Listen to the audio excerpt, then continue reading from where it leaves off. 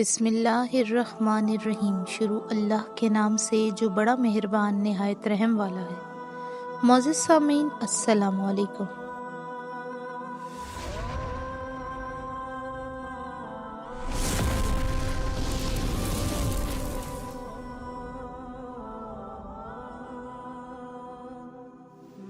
معزز سامعین، آج میری ویڈیو کا عنوان ہے حضرت نوح علیہ السلام۔ ویڈیو میں اینڈ تک بنے رہیے گا۔ اگر میری ویڈیو پسند آئے تو میرے چینل کو سبسکرائب کریں، لائک کریں اور کمنٹ کریں۔ شکریہ۔ جب حضرت نوح علیہ السلام کی دن رات دعوت ایمان اور بے مثال کوشش کے باوجود قوم نے دعوت ایمان قبول کرنے کے بجائے عذاب کا مطالبہ کر دیا، اور اللہ تعالیٰ نے بھی بذریعہ وحی آپ علیہ السلام کو آگاہ کر دیا کہ جس کی قسمت میں ایمان تھا وہ لا چکے، اب مزید ایمان نہیں لائیں گے، تو آپ علیہ السلام نے اپنی قوم کے سرکش اور کافر لوگوں کے مقابلے میں اللہ تعالیٰ سے مدد کی درخواست کر دی۔ حضرت نوح علیہ السلام نے اللہ عز و جل سے اپنے لیے مدد کی درخواست کی تو اللہ تعالیٰ نے فوراً دعا قبول کرتے ہوئے آپ علیہ السلام کو ایک کشتی بنانے کا حکم دے دیا۔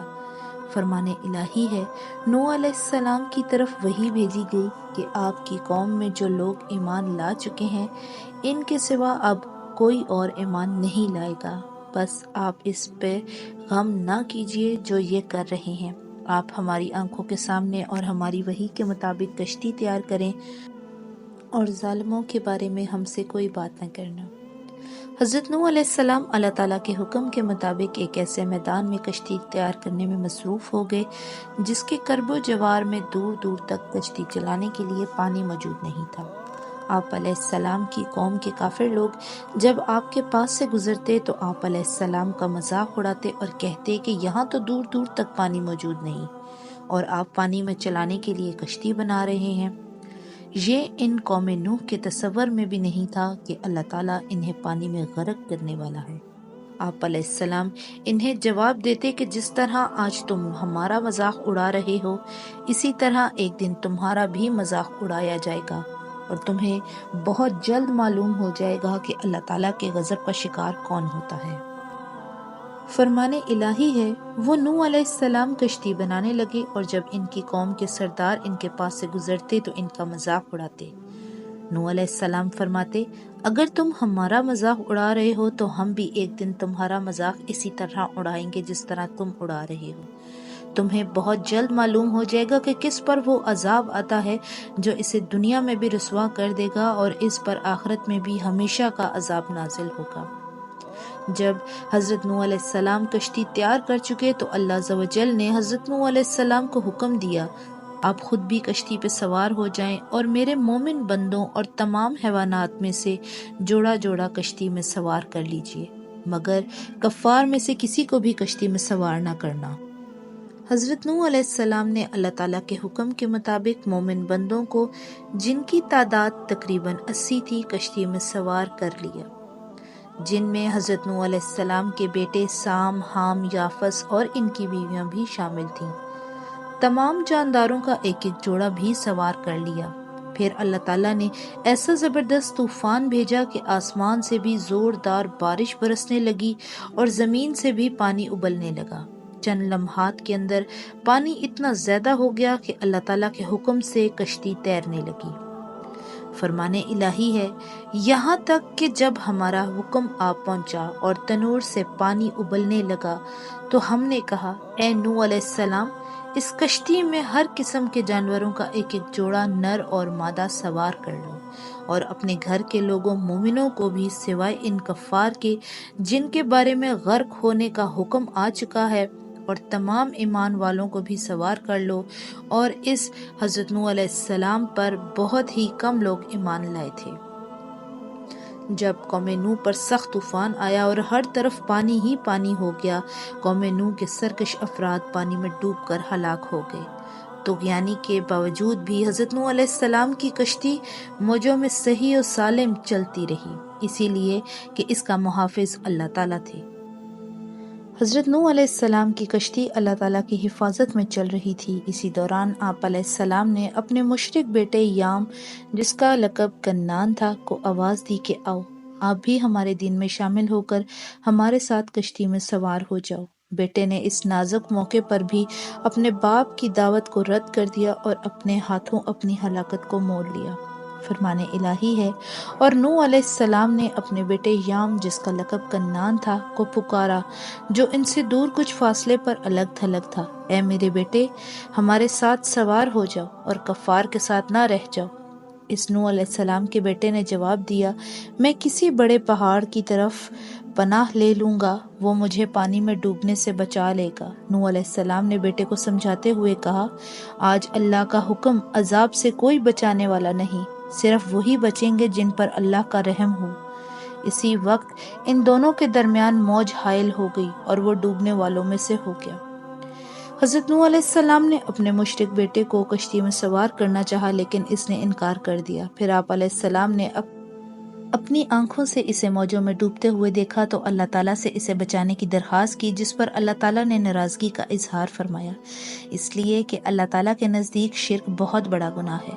فرمان الہی ہے، نوح علیہ السلام نے اپنے رب کو پکارتے ہوئے کہا، اے میرے رب، میرا بیٹا تو میرے گھر والوں میں سے ہے، یقیناً آپ کا وعدہ بالکل سچا ہے اور آپ تمام حاکموں سے بہتر حاکم ہیں۔ اللہ تعالیٰ نے فرمایا، اے نوح، وہ آپ کے خاندان میں سے نہیں، اس کے اعمال اچھے نہیں۔ آپ کو مجھ سے وہ چیز نہیں مانگنی چاہیے جس کا آپ کو علم نہ ہو۔ میں آپ کو نصیحت کرتا ہوں کہ آپ جاہلوں میں شامل نہ ہوں۔ نوح علیہ السلام نے کہا، اے میرے رب، میں آپ کی پناہ چاہتا ہوں اس بات سے کہ آپ سے وہ چیز مانگوں جس کا مجھے علم ہی نہ ہو۔